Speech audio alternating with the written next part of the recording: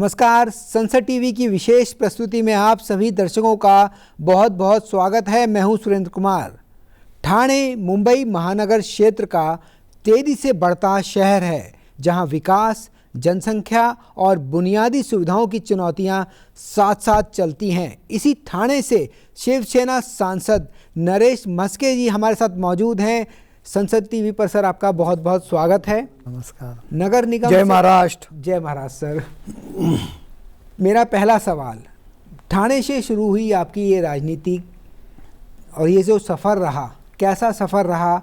नगर पालिका से शुरुआत हुई और आज संसद में उस क्षेत्र की बुनियादी समस्याओं को उठा रहे हैं। कैसे देखते हैं अपने सफ़र को?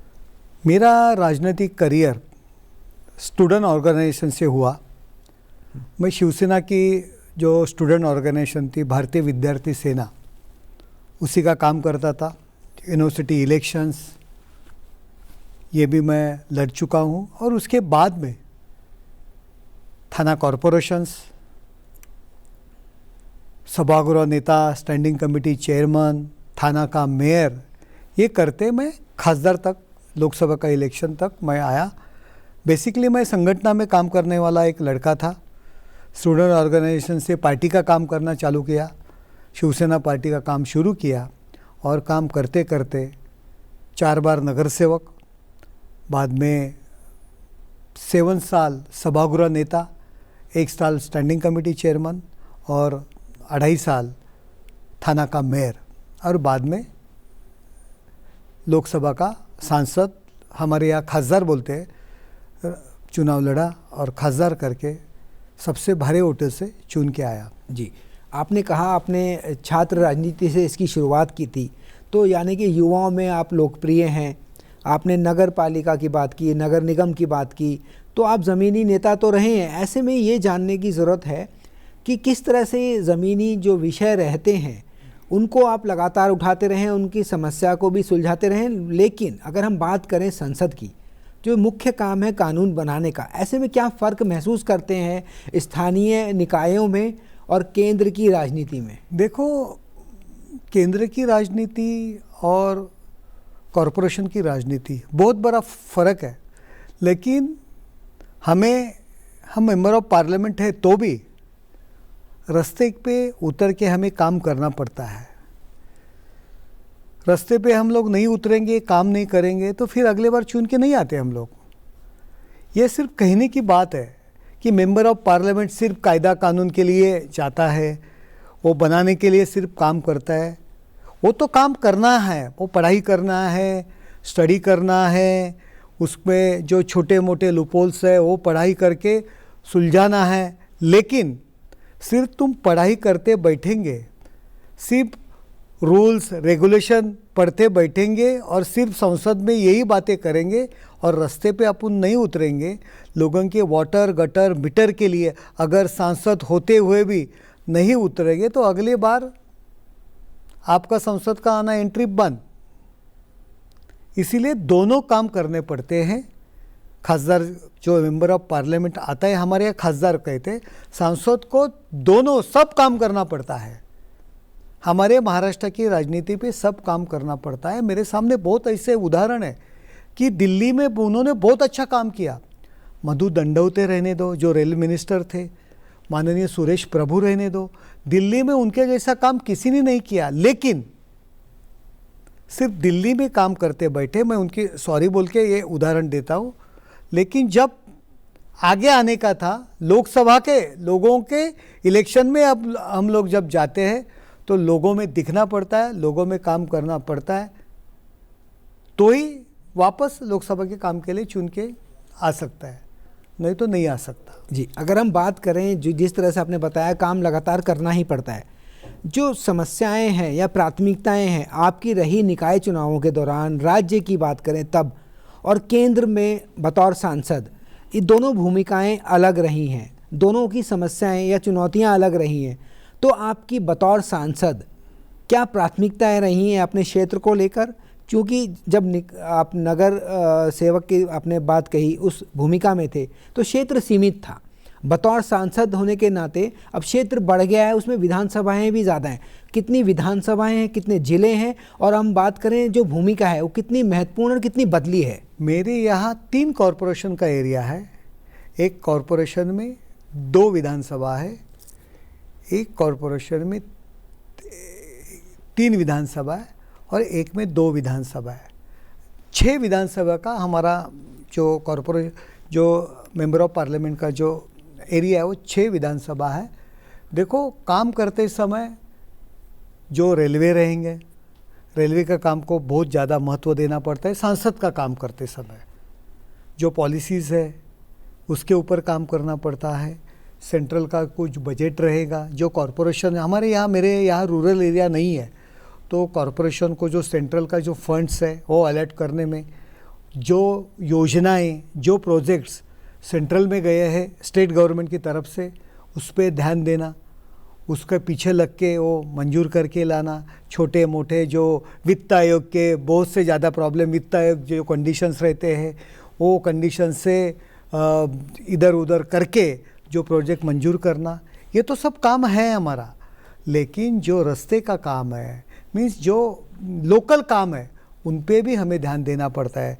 जो लोगों के जो हमारे यहाँ समझो नगर सेवक रहते हैं, उनको पार्टी के नगर सेवक है, यूटी के अलायंस के नगर सेवकों, उनको सपोर्ट करना पड़ता है। उनके काम के लिए कमिश्नर के पास जाना पड़ता है, स्टेट गवर्नमेंट के काम के लिए पीछे लगना पड़ता है, कलेक्टर के पास जाना पड़ता है। काम अपने को हर एक टाइप का काम करना पड़ता है।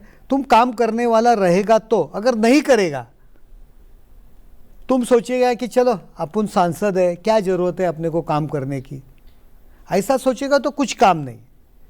लेकिन तुम रास्ते का ऊपर का कार्य करता है, मेरे जैसा कार्यकर्ता रास्ते का ऊपर का कार्य करता है, वाटर गटर मीटर ये करके हम लोग आए हैं, तो हम चुप भी नहीं बैठ सकते। लोग तो हमको फ़ोन करते हैं, यहाँ संसद में रहेंगे तो भी मेरे यहाँ ड्रेनेज चोकअप है करके हमको फ़ोन आता है, मेरे इधर क्या जो गटर है वो टूट गया है, ये सांसद को लोग फ़ोन करते हैं। लेकिन तुम सांसद है, इसीलिए अगर ये फ़ोन करेगा, तुम बोलेगा कि ये मेरा काम नहीं है, मेरे को क्यों फ़ोन करता है, वो सुनेगा। लेकिन अगले 5 साल जब तुम लोगों के सामने जाएगा तो बोलेगा तुमको वोट देना मेरा काम नहीं है, तुम घर पे बैठो। ये भी होता है। इसीलिए सांसद का काम, विधायक का काम, आमदार का काम, नगर सेवक का काम, मैं बोलता है कुछ भी अलग काम नहीं होता। जो लोगों के प्रॉब्लम्स है वो सॉल्व करने के लिए हर एक लोक प्रतिनिधि को, हर एक जनसेवक को भागना पड़ता है। जी, जिस तरह से आपने बताया कि काम कोई अलग नहीं और काम सभी करने पड़ते हैं, ऐसे में जो बुनियादी फ़र्क महसूस होता है कि जो संसद है इसमें देश के अलग अलग राज्यों से, अलग अलग चुनावी क्षेत्रों से, लोकसभा क्षेत्रों से लोग सांसद चुन के आते हैं। विचारधारा अलग होती है, भाषा अलग होती है, व्यवस्थाएं अलग होती हैं, या उनकी सिचुएशंस की कहें, समस्याएं कहें, सब क्षेत्रों की अलग है। क्योंकि भारत ऐसी भूमि है जहाँ पे सभी तरह के माहौल मिलते हैं। अगर हम बात करें तो साउथ की, या अगर हम नॉर्थ ईस्ट की बात करें, तो ऐसे में सभी से मिलना, सभी से विषयों को समझना और ऐसे में अपने क्षेत्र के विकास को करना, दोनों में कितने आपको लगा फ़र्क महसूस हुआ, कितनी जिम्मेदारियां आपको और बढ़ी? जैसे समितियों की अगर हम बात करें, साथ ही समितियों के माध्यम से आप सभी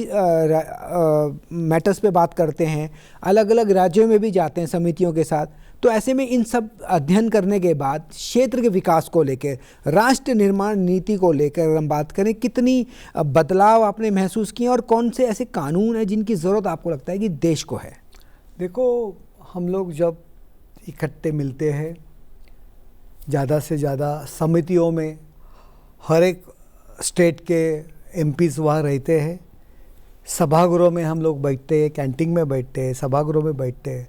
और मुझे आदत है कि दोस्ती करना, तो ये आदत पहले से है, इसीलिए मेरा सबसे अच्छी दोस्ती हुई है।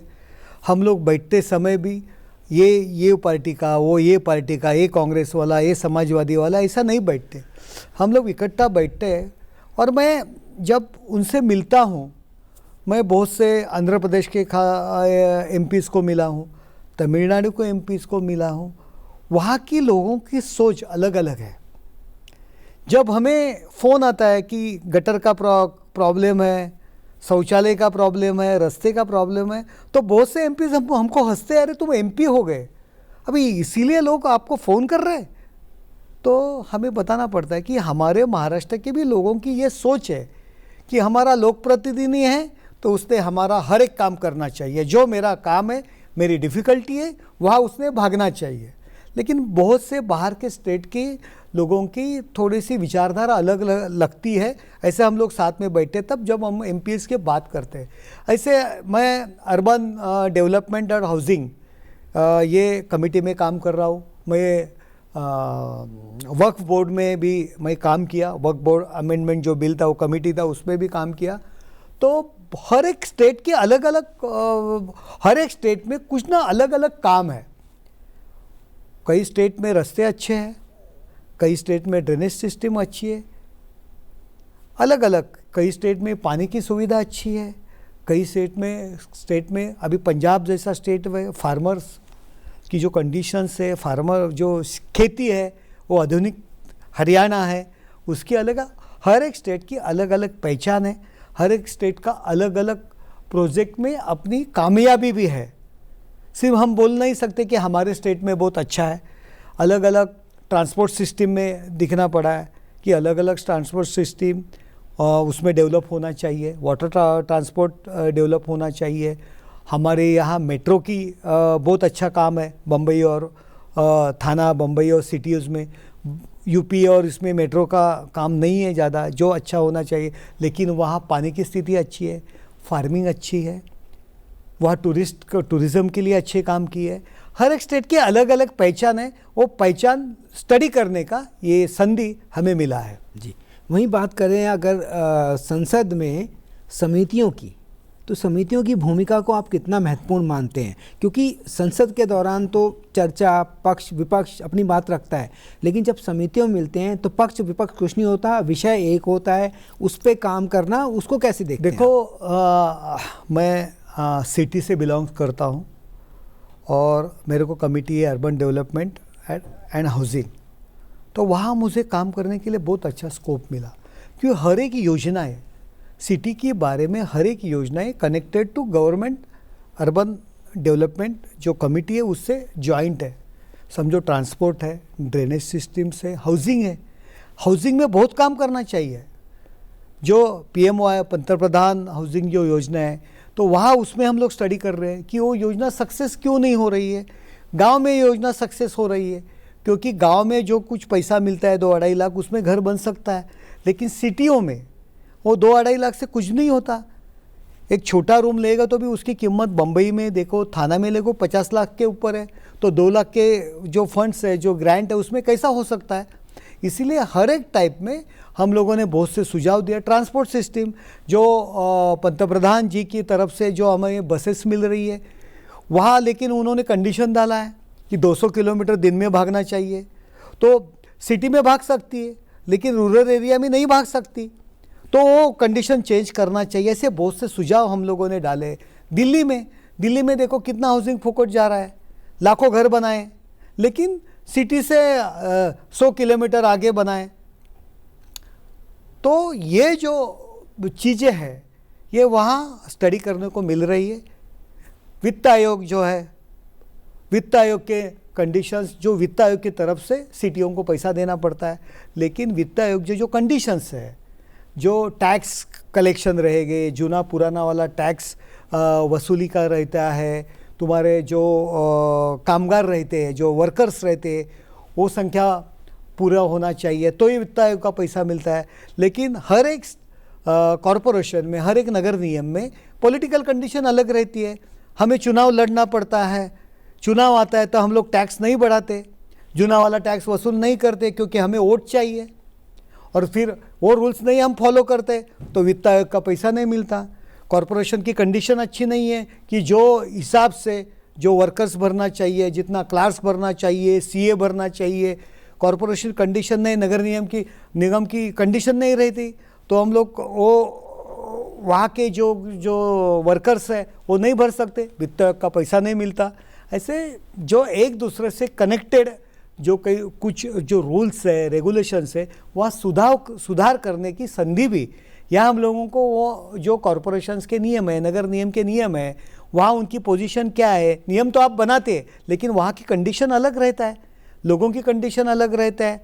तो वहाँ सुधारने के लिए यहाँ हमें मौका मिला है सांसद करके, हमारे जो नगर नियम है, हमारा जो कॉरपोरेशंस है, उसके जो कुछ प्रॉब्लम्स है यहाँ हम लोग पेश कर सकते हैं, इसीलिए वो नियम में सुधारना करने की मांग कर सकते हैं। ये एमपी का फ़ायदा जो है, ये एमपी का काम है और वो एमपी का काम हम लोग कर रहे हैं। जी, अगर हम बात करें, आपने कहा एमपी के नाते आप जो काम कर रहे हैं वो सब आपने बताए। एक सांसद की भूमिका अगर हम देखें तो केंद्र और राज्य के बीच में एक महत्वपूर्ण कड़ी की तरह काम करता है। केंद्र की योजनाओं के माध्यम से हो चाहे राज्य की योजनाओं के माध्यम से हो, अपने क्षेत्र का विकास उसकी पहली प्राथमिकता है। ऐसे में केंद्र और राज्य की वो कौन सी महत्वपूर्ण योजनाएं जो आपके क्षेत्र विकास के लिए बहुत ज़रूरी हैं, प्राथमिकताएं आपकी क्या हैं, और ठाणे जो इतना बिजी शहर है जिसकी बात करें तो ट्रैफिक और परिवहन की जो स्थिति है उसको लेकर आप क्या काम कर रहे हैं? देखो, कौन सा भी शहर रहेगा, कौन सा भी छोटा गांव रहेगा, वो भी डिपेंड आता है वाटर, गटर और मीटर के ऊपर। आपकी पानी की व्यवस्था अच्छी नहीं रहेंगी, ड्रेनेज सिस्टम अच्छी नहीं रहेंगी, रास्ते अच्छे नहीं रहेंगे, सड़क अच्छे नहीं रहेंगे, तो तुम्हारा शहर का विकास ही नहीं होएगा। और ये सब योजनाएं स्टेट की तरफ से सेंट्रल में आती है। अमृत योजना है, अमृत योजना में अच्छा पैसा आना चाहिए। स्मार्ट सिटी योजना जो शुरू की थी वो योजना बंद हो गई, लेकिन वहाँ से जो अधूरे प्रोजेक्ट है वो पूरा करने के लिए सेंट्रल गवर्नमेंट पैसा देना चाहिए।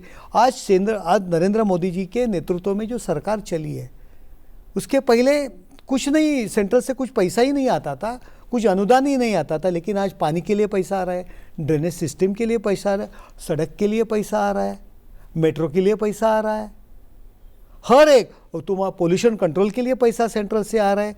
हर एक योजना में, हर एक काम में सेंट्रल का पैसा आ रहा है और हम ज़्यादा से ज़्यादा कोशिश कर। हमारे यहाँ तो जो सेंट्रल गवर्नमेंट इंटरनल मेट्रो के लिए थाना में first internal metro central government की तरफ से काम शुरू हुआ है। अभी हजारों 1200 1300 हज़ार करोड़ रुपया सेंट्रल गवर्नमेंट से हमें आ रहा है। सेंट्रल गवर्नमेंट का प्रोजेक्ट है इंटरनल मेट्रो, सेंट्रल गवर्नमेंट कर रही है। उसके लिए हम लोगों ने भी फॉलोअप किया। हमारे मुख्य नेता एकनाथ शिंदे साहब रहने दो, हमारे सीएम देवाभाऊ फडणवीस रहने दो, हम लोग पीछे लग के, जो हमारे यहाँ ट्रिपल इंजन की सरकार है, हम लोग ट्रिपल इंजन की सरकार बोलते हैं। सेंट्रल में सरकार है, स्टेट में हमारी सरकार है। ये ट्रिपल इंजन की जो सरकार है वो सरकार देश में सत्ते में रहने की वजह से स्टेट को पैसा आ रहा है। स्टेट में सत्ते में रहने के लिए वजह से हमारे सिटी में भी पैसा आ रहा है। इसीलिए हमारा महाराष्ट्र का डेवलपमेंट, हमारा शहर का डेवलपमेंट, हमारा मतदार संघ का डेवलपमेंट बहुत अच्छी तरह हो रहा है। जी, आपने बताया डेवलपमेंट तेज़ी से हो रहा है। ऐसे में अगर हम बात करें तेज़ विकास और पर्यावरण के बीच में संतुलन, इसको आप कैसे देखते हैं? क्योंकि संसद में इस तरह के विषय लगातार उठते हैं, क्योंकि पर्यावरण एक आज की बहुत बड़ी चुनौती है।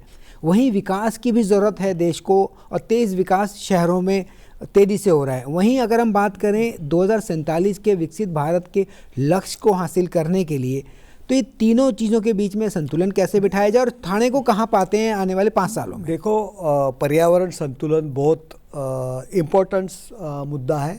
विकास तो होता ही है, और विकास होते होते कभी कभी ऐसी चीज़ें करनी पड़ती है कि जिससे पर्यावरण का नुकसान हो। लेकिन अगर मैं एक एग्जांपल देता हूँ, अगर एक रास्ता करने का है, हमारे यहाँ एक टनल का काम हम लोग कर रहे हैं, जो हमें 2 घंटा लगता है थाना से बोरिवली जाने के लिए।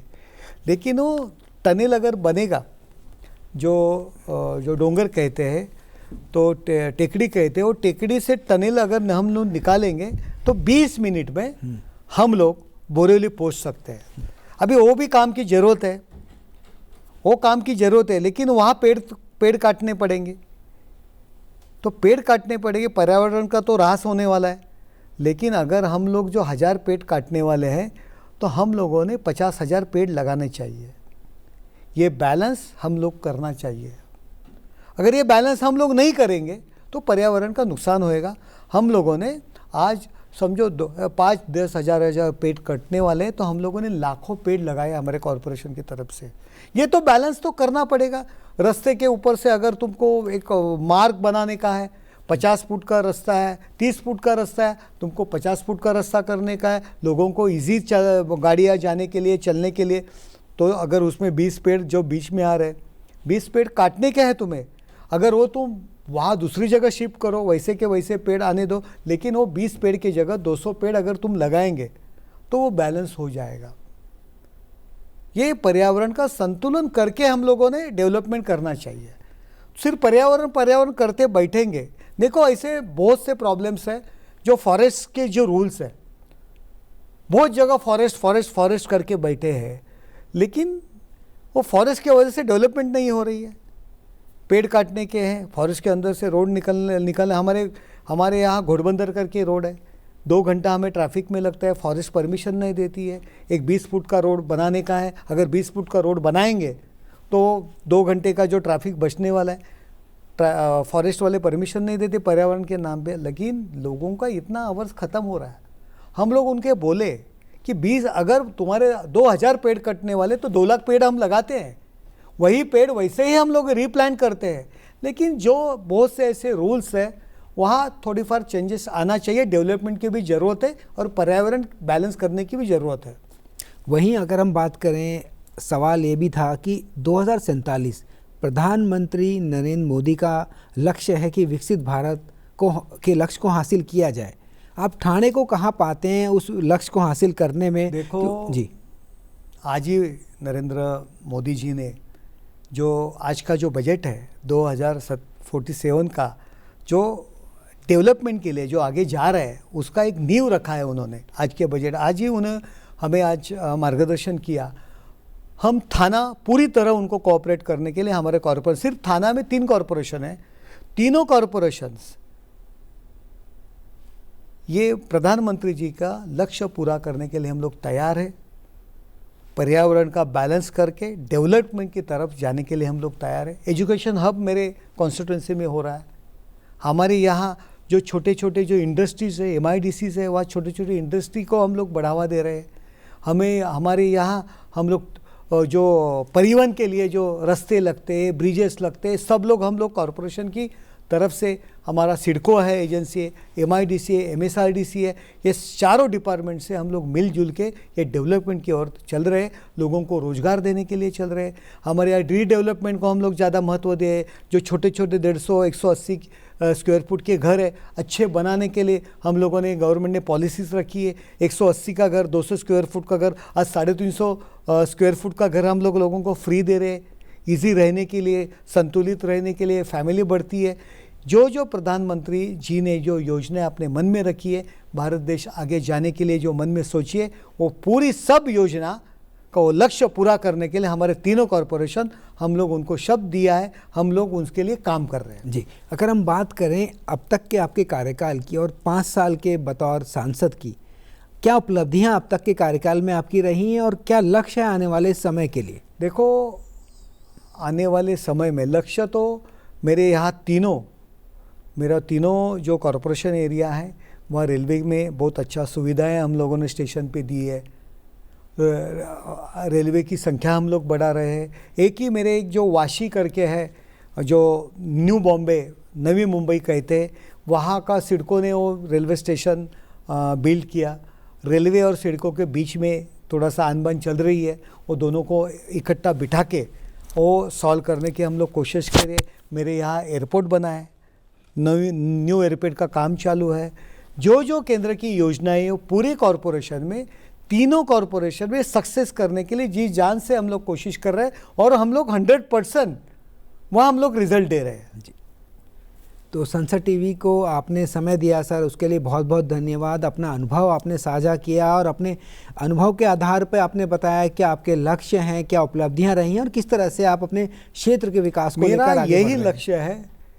जिस भरोसे से लोगों ने मुझे चुन के दिया, सबसे भारी वोटेज से देश में जो पहले 10 सीट है, जो सबसे ज़्यादा मार्जिन से चुन के आए, उसमें मेरी सीट है।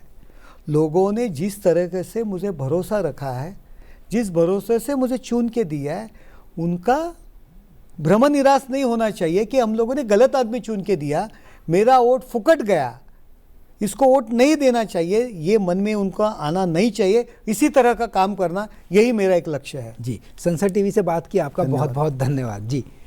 तो नगर निगम से संसद तक का सफ़र अनुभव को व्यापक दृष्टि देता है। अब देखना यह होगा कि ठाणे का यह शहरी अनुभव संसद की नीतियों में कितनी मजबूती से झलकता है। संसद टीवी की इस विशेष प्रस्तुति में इतना ही। मुझे दीजिए इजाज़त। नमस्कार।